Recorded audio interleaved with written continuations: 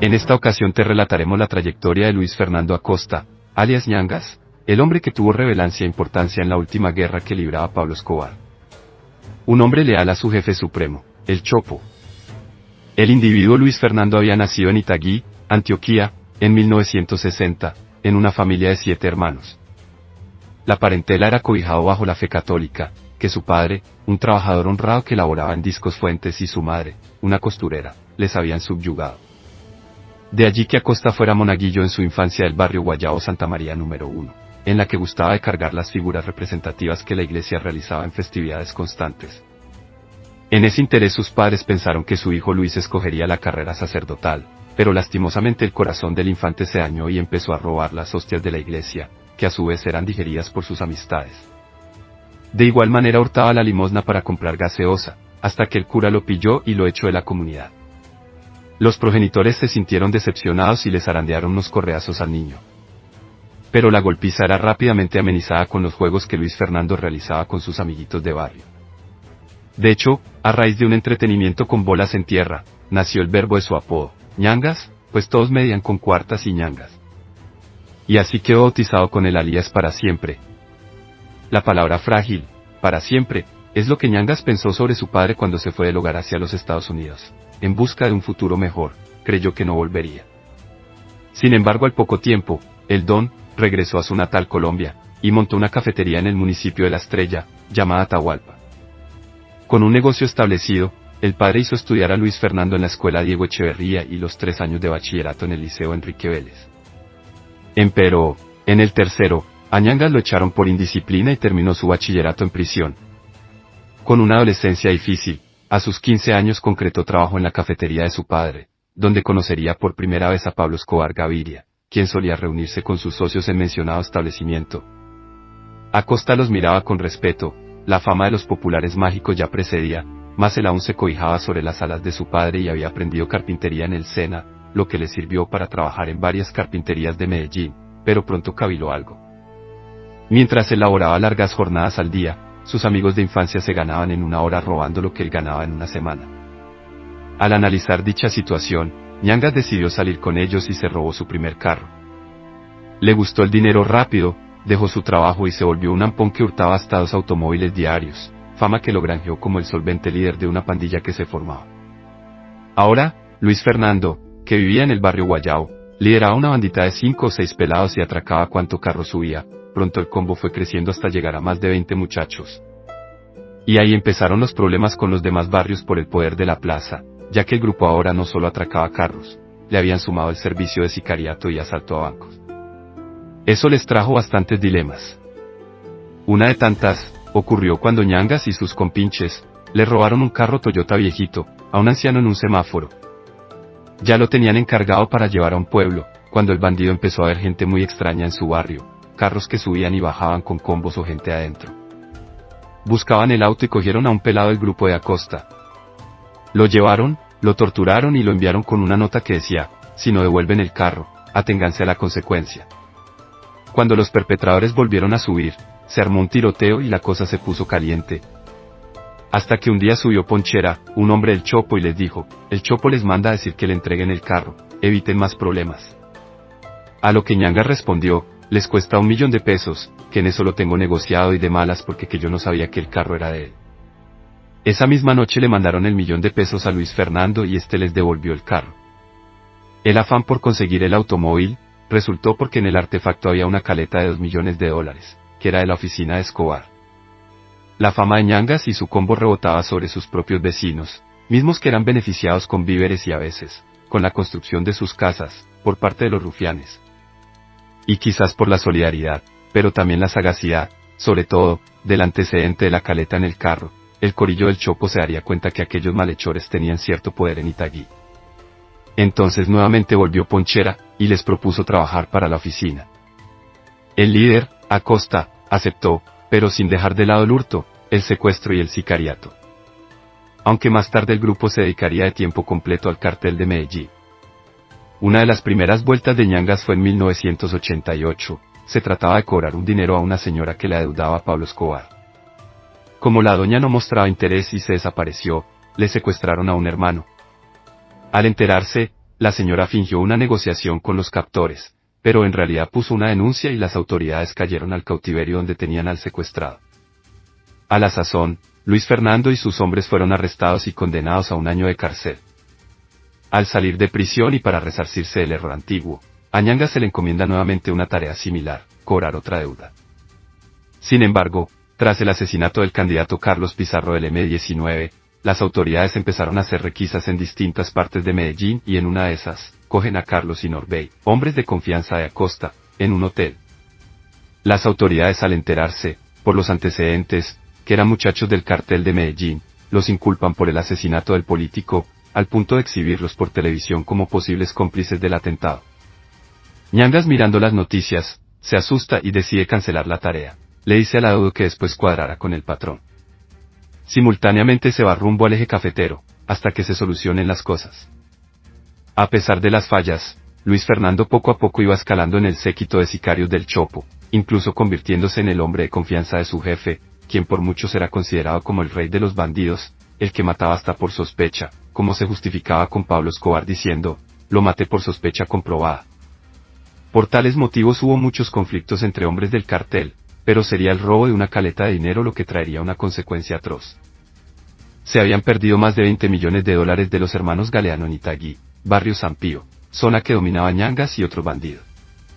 Así que el Chopo citó a sus hombres a una reunión.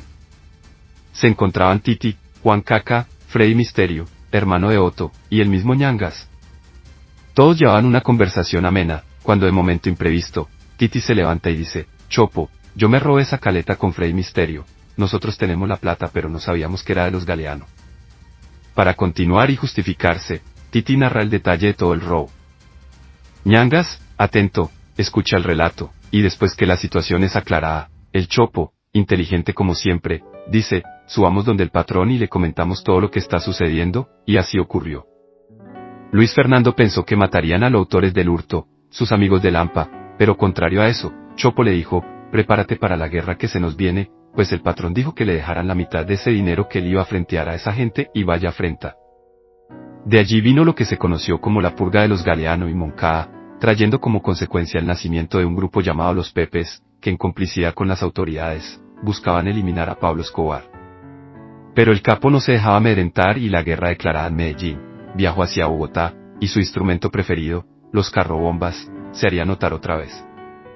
En una reunión de bandidos en la residencia La Esmeralda, Pablo se dirige a Ñangas y le dice, mi hijo se va para Bogotá para que les dé donde más les duele a esos hijueputas.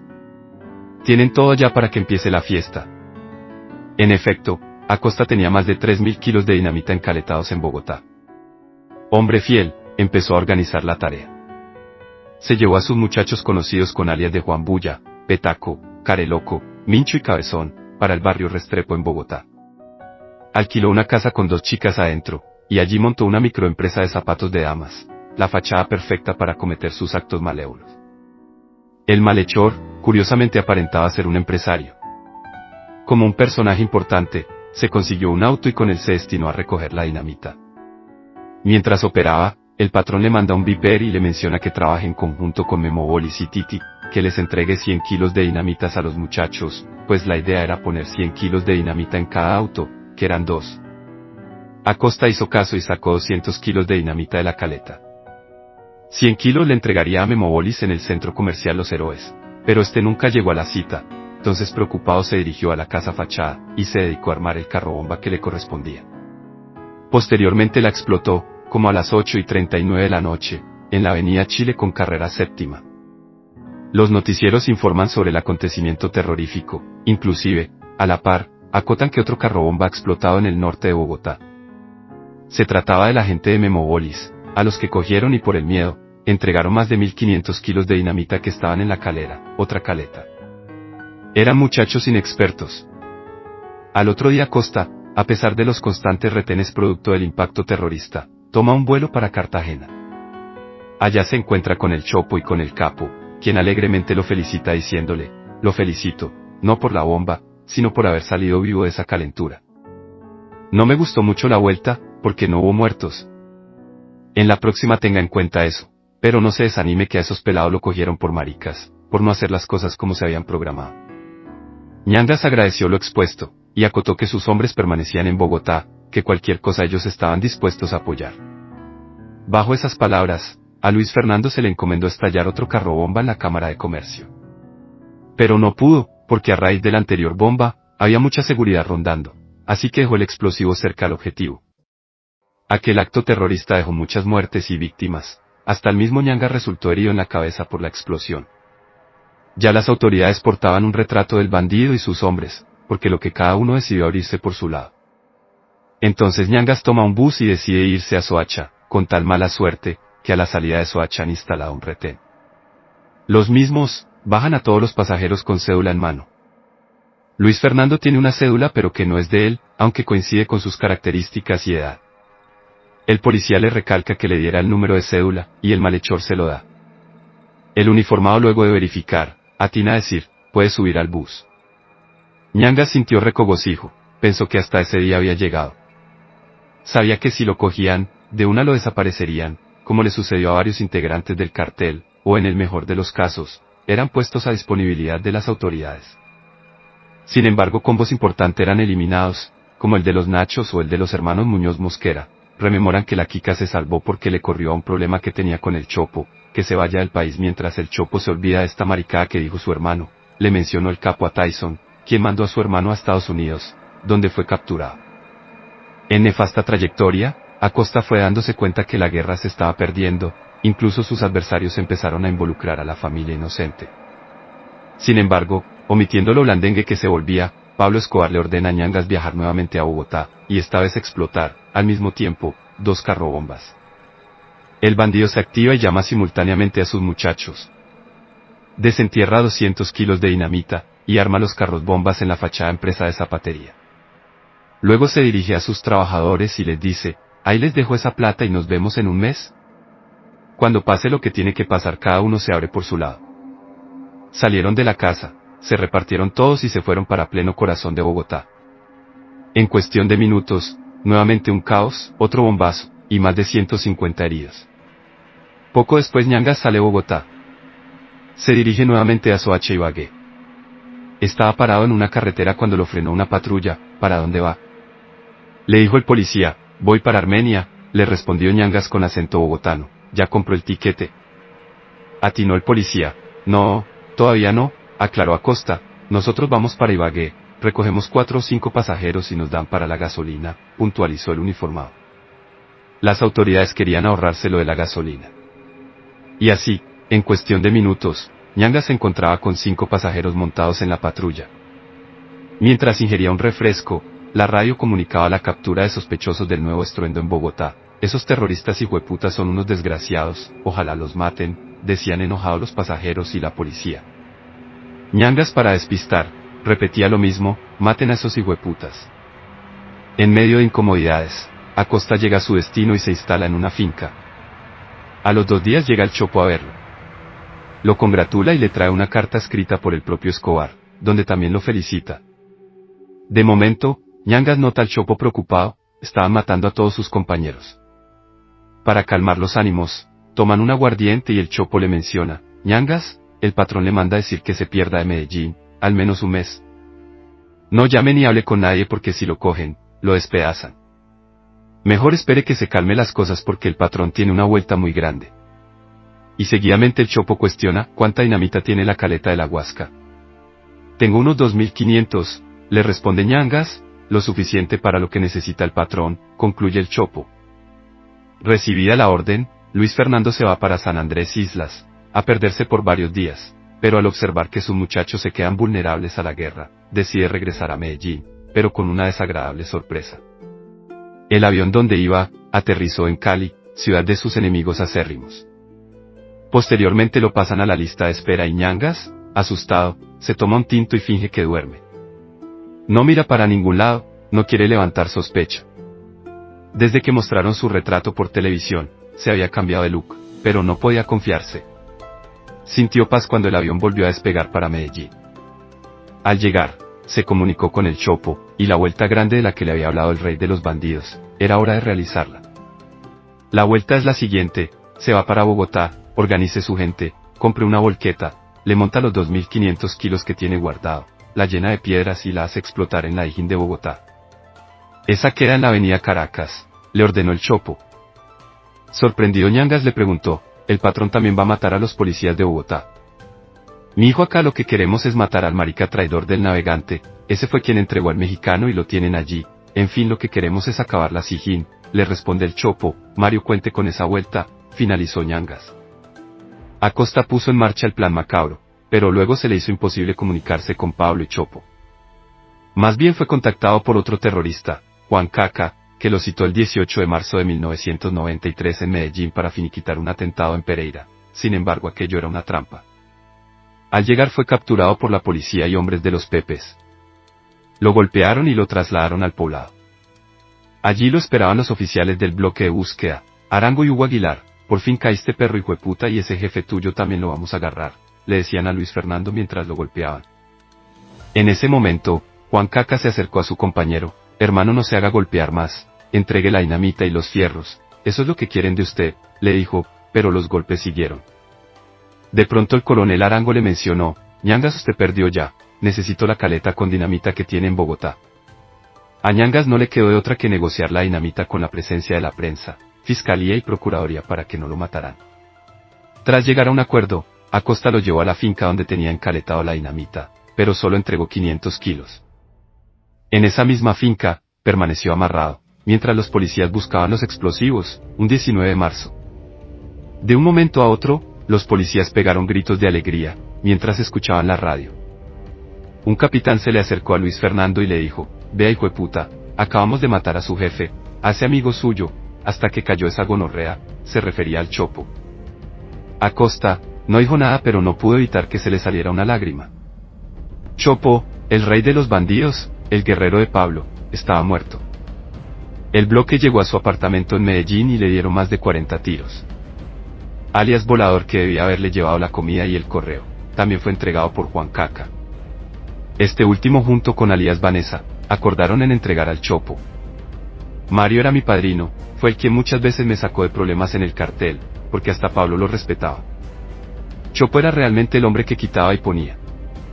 En el cartel no se hacía nada sin su consentimiento, recuerda Ñangas, quien días después vio a Juan Caca, Volador y Vanessa, intimando con los policías en la escuela Carlos Holguín y discutiendo por la recompensa. Volador decía que a él le tocaba más.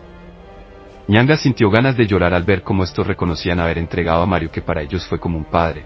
Nosotros no pensamos pudrirnos en una cárcel, decían, que Judas estos, pensó Acosta.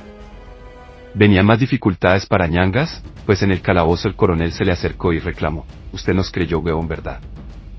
Nos dijo que solo eran 500 kilos de dinamita y encontramos 2000 más, malparido, ¿qué pensaba hacer con esa maricada? Le dijo.